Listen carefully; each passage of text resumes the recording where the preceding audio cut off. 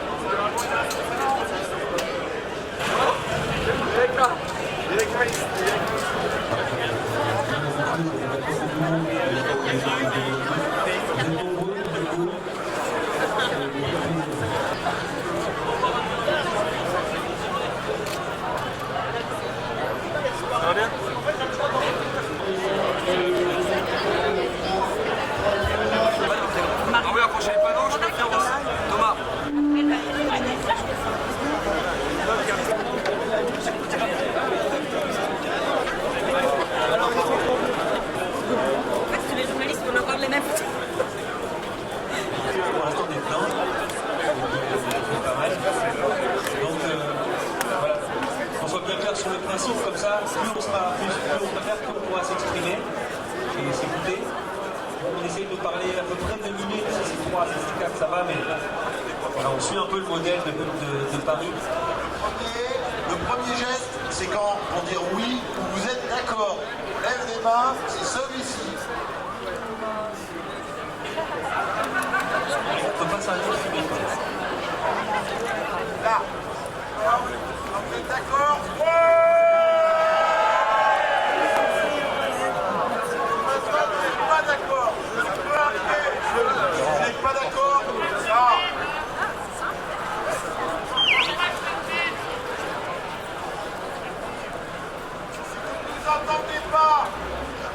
Si vous ne nous entendez pas, c'est plus fort, c'est ça.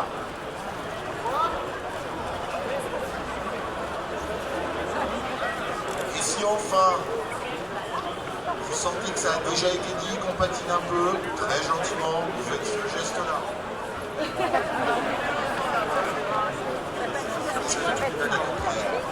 Non. Et quand des copains m'ont fait passer l'annonce pour voir Nice debout, je vous avoue que j'ai un peu rigolé. Parce que je me suis dit, bon, Nice, c'est pas une ville politisée, il n'y aura personne. Et puis je voulais vous féliciter parce qu'il y a beaucoup plus de monde que ce que j'aurais imaginé. Maintenant, une parole et l'histoire. Non, je pense pas. Hier, en ce moment. Et cette atmosphère, c'est le dernier Nancy qui donne Tout le monde va sur le parti de la haine. Parce qu'en fait, la seule optique qui parle du maternité. c'est de mobiliser les uns contre les autres. Ok, je suis un représentant des métis italiens ici à Nice.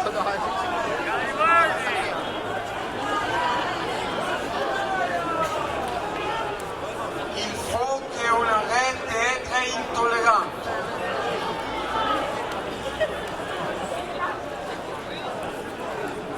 Il faut qu'on arrête d'être intolérant.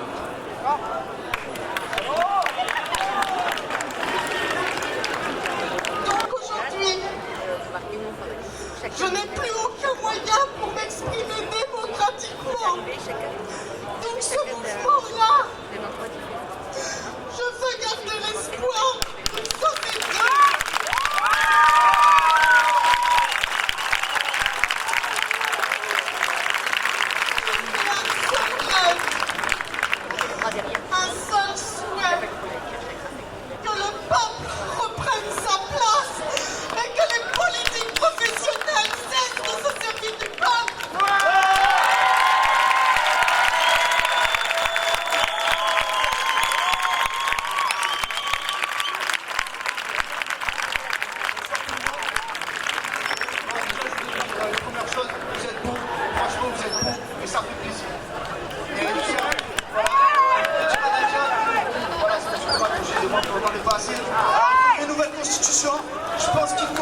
faire ça, parce que le clivage partisan, ça pourrit tout, et après on n'arrive pas à discuter entre nous, donc je pense que c'est important, on est tous interconnectés, tous interdépendants, prenez bien conscience de ça, on est tous liés, alors il faut qu'on se bouge le cul, c'est maintenant, alors on y va.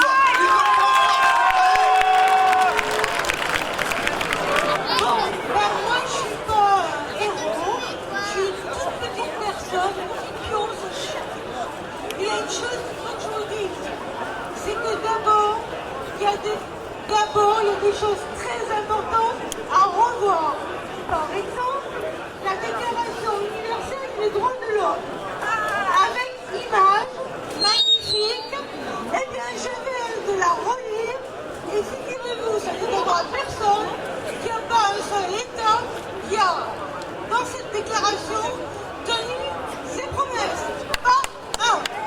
Alors je vous conseille aussi de lire un bouquin sur la laïcité, et la laïcité dans tous les jours.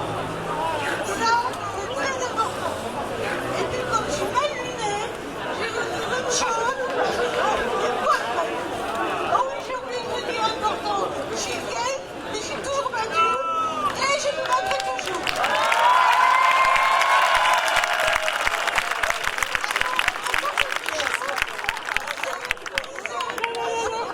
Stop au lavage du cerveau. Je suis comédien professionnel. Maintenant que je ne suis pas intermittent du spectacle, que je considère comme un accident du travail, parce qu'un artiste travaille et vit avec son instrument 24 heures sur eux. Les gens qui se sont battus, que ce soit en 36, 44 et 68, c'est pas de la nostalgie qu'ils avaient. Ils se battaient pour demain. Et c'est toujours pour demain. Et je résiste. Je vis malgré la mort. Je vis dans la rivière atténuée et flamboyante, sombre et limpide, rivière d'yeux et de paupières. Dans la forêt, sans air, dans la prairie béate, vers une mer au loin nouée au ciel perdu. Je vis dans le désert d'un peuple pétrifié. Bonsoir amis niçois et niçoises. C'est difficile de savoir par où commencer. On dit souvent en fait que nos politiques sont des marionnettes, qu'ils sont à la solde des groupes et des finances et qu'ils n'ont pas trop de choix et pas trop de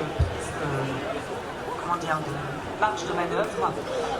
Moi je dirais que c'est totalement faux en fait. Je dirais qu'en fait ils marchent tous main dans la main. Fous de notre gueule.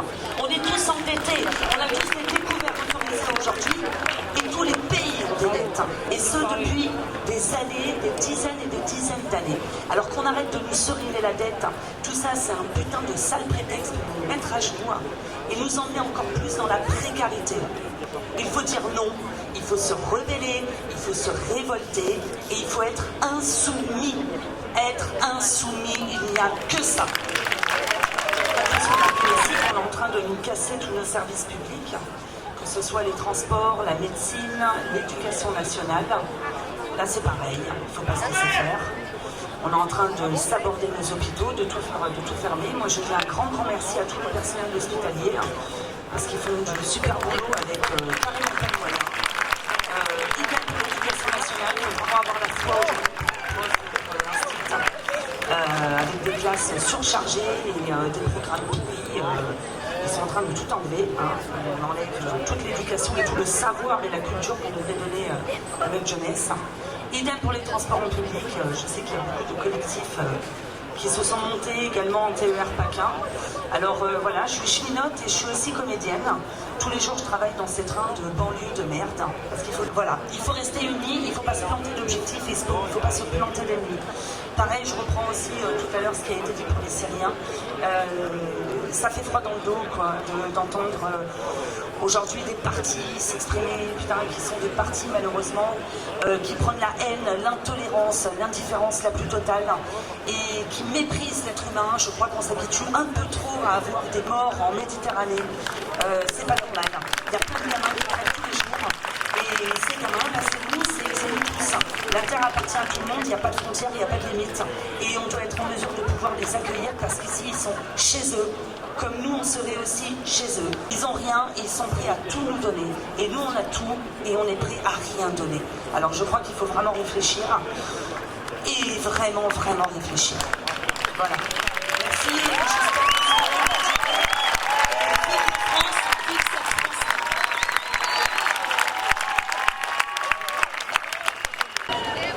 Certains attendent le retour d'un homme providentiel, vous savez, un leader charismatique qui va tout changer. Moi, je suis persuadé que si on a une alternative, elle viendra de moments comme ceci, comme ce soir. De moments où chacun vient, inconnu, anonyme, mais tous citoyens, chacun amène sa part, et on discute, on débat, on pose des bases. On pose les bases d'une vraie alternative. Alors, on peut débattre de tout. Mais moi je veux bien parler par exemple de la durée du temps de travail. Mais pour ça on n'est pas obligé de parler systématiquement de la fin des 35 heures. On peut aussi parler du passage de 32 heures. Moi je veux bien qu'on parle du système d'aide sociale. Mais pour ça on n'est pas obligé de parler de l'assistanat. On peut aussi parler d'un revenu universel pour tous. Je veux bien qu'on parle d'islam et de laïcité, mais pour ça on n'est pas obligé de parler tout le temps d'une poignée de fanatiques. On peut aussi parler avec des millions de Français de confession musulmane qui font qu'on est un beau pays et qu'on vit ensemble. Alors voilà, on a bien suivi le débat. La place est à nous ce soir, l'espace public est à nous. C'est pas une manif où on rentre chacun chez soi, mais on est là. Et on peut débattre, on peut poser des bases. Je suis très content de vous voir tous nombreux ce soir. Je suis très content qu'on soit là.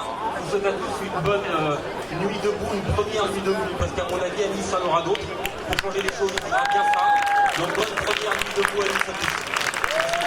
Ce qui compte avant tout, c'est d'avoir du temps pour agir, pour réagir à la façon dont les hommes politiques nous prennent pour des pions, puisque nous sommes des pions. Démontrons-leur le contraire et mettons en l'air cette oligarchie qui nous gouverne pour reprendre notre destin de citoyen en main, pour rebâtir une constitution, bâtir une constitution qui donne le vrai pouvoir au peuple, comme Athènes, à son temps, avait donné le vrai pouvoir au peuple. Aujourd'hui, on nous spolie de ses droits, on nous spolie de notre pouvoir, à nous de nous réveiller. Et puis en même temps que je pense à mon grand-père qui s'est battu, à tous ceux qui se sont battus avec lui pour qu'on ait des droits, je pense à ma petite fille qui va bientôt naître, celle qui va venir, et je pense qu'on est là tous ensemble pour défendre ses droits, défendre les droits des enfants qui vont naître, défendre les droits de nous tous aujourd'hui. Donc aujourd'hui, c'est nous qui avançons, c'est ici dans les rues, dans cette agora spontanée, on est ici pour parler, pour discuter, pour avancer et pour proposer. Je pense aussi, et je vous rappelle que demain à 10h30, il y aura une grande manifestation qui part de la place Masséna. Soyons là pour défendre, pour dire non à ce projet, pour défendre d'autres projets de partage de la vie et des richesses.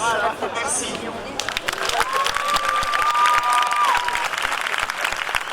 Vous parlez du mouvement ZAD, Zone à défendre, ou aussi Zone d'autogestion définitive. Moi perso, je suis allé 5 fois à Notre-Dame-des-Landes, j'y suis allé avec des copains, des copines aussi des Alpes-Maritimes.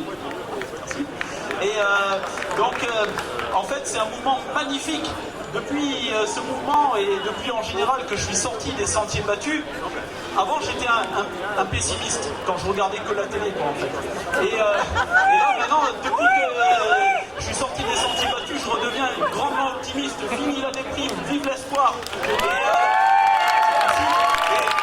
envie de dire, moi, je suis anarchiste dans son vrai sens du terme, c'est-à-dire dans son seul sens constructif. Je rêve d'un monde sans frontières, d'un monde sans hiérarchie, sans pouvoir central et tout ce bordel-là. Voilà. Et je voudrais, à partir de là, de ce mouvement, et pourquoi pas qu'on le vote ce soir, qu'on recrée, qu'on réoccupe des zones, comme on avait fait il y a 3 ans à Nice, entre autres, dans la plaine du Var. La plaine du Var, c'est un endroit qui est... c'est 10 000 hectares qui sont menacés par le béton, par le pognon. Voilà, pour dire ce qui est, par Christian Estrosi en tête de tout ça qui ose appeler ça Éco-Vallée. 10 000 hectares parmi les terres les plus fertiles d'Europe. La deuxième vallée en fertilité en Europe. Et tout ça va être progressivement noyé sous du béton de pognon inutile et on en a marre des pigeons. Et dans la région, il y a beaucoup de projets de béton pognon, hein, pour faire simple, qui vont saccager toute la terre, la forêt, la terre agricole. Sachez que tous les 7 ans en France disparaît sous le béton l'équivalent de la taille d'un département français. Alors on ne veut pas des aéroports inutiles à Notre-Dame-des-Landes, on ne veut pas de la soi-disant éco-vallée, etc. etc. On veut plus de tout ça, on lutte contre tout ça, contre tout un système, mais aussi pour autre chose. Cela va de soi, on ne peut pas juste lutter, il faut aussi construire. Allez sur l'âge des possibles qui se mettent en œuvre, si j'ose dire. Et je voudrais vraiment qu'on lance tout ça et qu'on soit le plus nombreux possible, parce qu'on avait bataillé il y a 3 ans, parce qu'on n'était pas assez nombreux pour la ZAD de Nice, on s'était fait expulser. Et il faut vraiment bloquer cette loi parce que c'est terrible pour les droits humains et c'est vraiment un retour en arrière.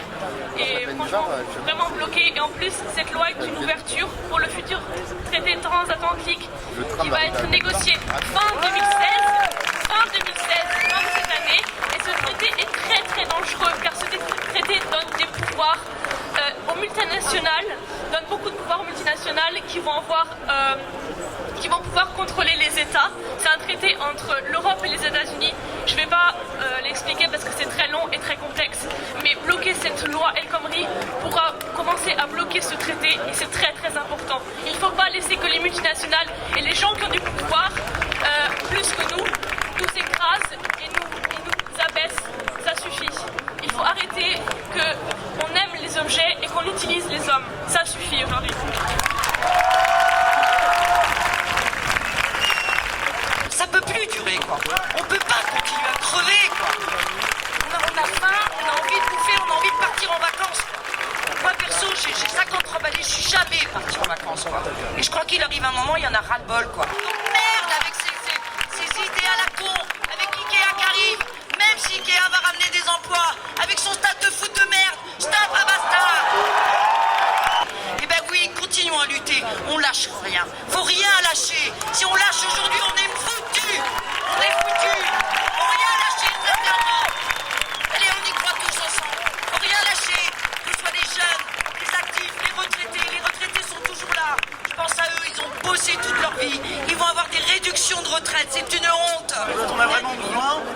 C'est quelque chose qui manque, c'est quelque chose que je trouve excellent et que j'aimerais permanent, et je pense que pour ça la première chose à faire c'est vraiment de réduire le temps de travail. Finalement la réduction du temps de travail, la première raison n'est peut-être pas celle de la réduction du chômage, peut-être plutôt celle de la réappropriation de la politique, resocialiser la politique, repolitiser la société, quelque chose d'important. La deuxième condition pour la démocratie serait selon moi quelque chose comme un revenu inconditionnel d'existence, par un salaire d'existence. On pourrait peut-être penser à d'autres manières de sortir du salariat. Et puis je crois que l'important a été dit. On a parlé d'autogestion, on a parlé de retour à la terre, on a parlé de pas mal de choses. Et je vois que c'est plutôt bien parti et j'espère que ça va continuer d'être discuté tout au long de la soirée. Merci à tous. À un moment donné, on pense que l'humain puisse primer sur les chiffres.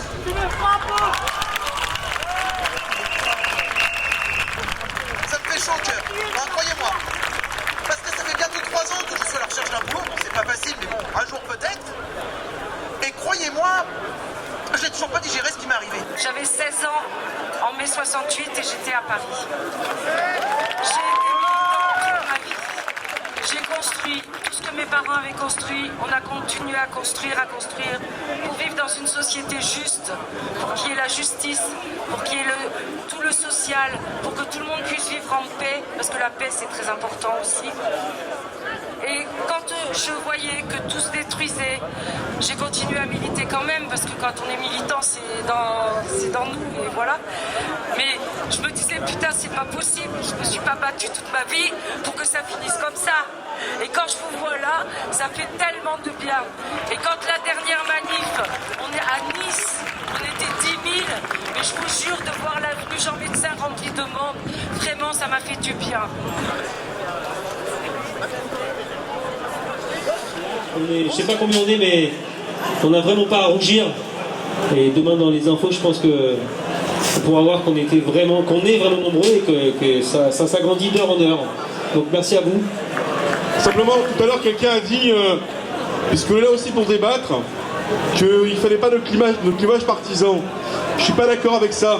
Parce que je crois que le vrai problème, c'est qu'aujourd'hui, on a des gens qui défendent un système d'exploitation capitaliste, concrètement, qui sont pas seulement la droite et l'extrême droite, qui sont aussi le PS, qui sont des gens de droite, qui nous ont fait croire qu'ils font une politique de gauche, qui font exactement l'inverse, qui sont des gens qui nous parlent de patronat, qui sont des gens qui nous parlent de ménage. On changera toute cette société.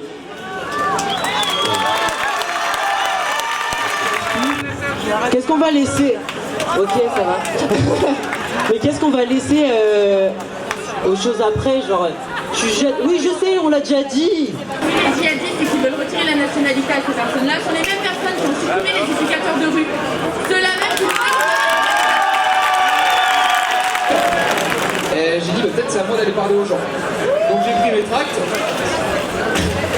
Je suis allé voir les étudiants et les réponses que j'ai eues, c'est déjà c'est la loi travail, jamais entendu parler. Je sais pas ce que c'est. Et moi les gars, je leur réponds, la loi travail, c'est des conditions de travail pour toute ta vie. Parce que t'es étudiant, t'es pas dans la vie active. Donc c'est toi qui vas bouffer 50 ans de flexibilité, 50 ans de chômage, 50 ans de salaire bas, 50 ans d'abus sociaux, d'abus salarial. Quand il y a pas et c'est ça qu'on peut faire. Quand les gars me disent mais qu'est-ce qu'on fait? Eh bien on se réunit, on prend nos petits pouvoirs politiques et on discute. On dit qu'on en a marre parce que trop souvent on est là tout seul avec notre frustration à lire les news, à voir ce qui se passe en France et à se dire mais qu'est-ce que je fais? J'ai personne à qui en parler. Les mecs à côté de moi ils sont cyniques. Et ici on va faire changer les choses. Nous sommes des milliers qui sont en marre et on va faire changer ce pays.